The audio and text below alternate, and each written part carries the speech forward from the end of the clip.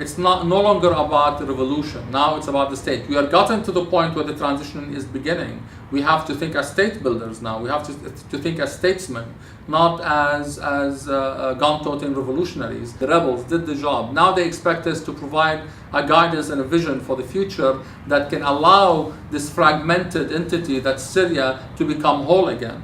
That requires political skills. This requires negotiations. This requires pragmatic thinking. This requires a plan.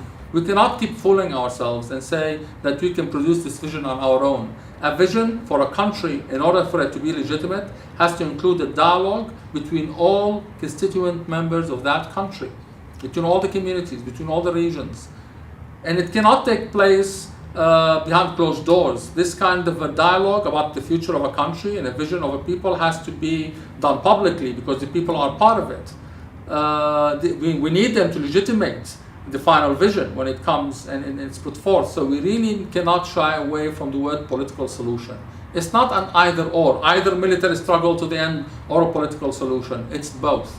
We can, however, create this parallel process of dialogue. We can tell the international community, look, we're ready to dialogue on a new vision for Syria, on a new structure for Syria, on a new administrative entity, a system for ruling Syria. We are going to negotiate with all of the relevant forces. We're going to negotiate with the Kurds, represented by all of the major parties. We're going to negotiate with the regime, represented by its people. We are going to sit down with other opposition groups who have different points of view. All of us, we are willing to talk about these issues. It's not going to be easy, but this is what international mediation is all about. Give the chance to the international mediators to work. Don't just tell them no, no, no, no, no.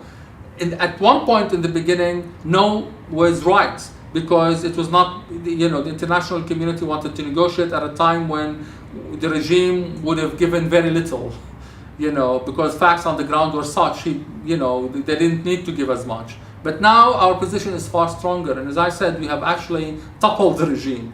We're negotiating about the future of Syria now, not the future of the revolution. So we are in a better position. We can negotiate from a position of strength, and this is what we should be doing, instead of thinking into sinking into this emotional sort of responses of and an either-or mentality, feeling that if we are going to negotiate, that means we're turning our back on the revolution, and it's not true at all. So this is where the time where statesmen really emerge. This is what we need. So right now we are consigning ourselves in this way to being only a group among other groups, and we are consigning ourselves to the fragmentation of Syria. So we need to rise above that.